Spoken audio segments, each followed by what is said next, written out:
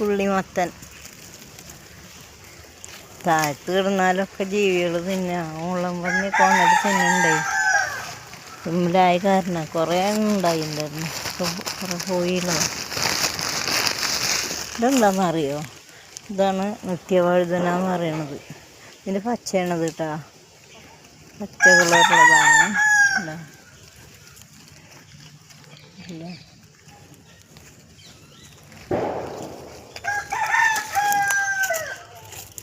ഇത് വയലറ്റ് നിത്യവഴുതനയുടെ. ഇതിൻ്റെ പൂവ് വെള്ള കളറാട്ടോ. വിരിഞ്ഞാൽ എന്താ പൂവൊക്കെ ഉണ്ടാവുന്നുണ്ട്. മറ്റേതിൻ്റെ വയലറ്റ് കളറാണ്. പച്ചട. ഇതൊക്കെ കൃഷികൾ.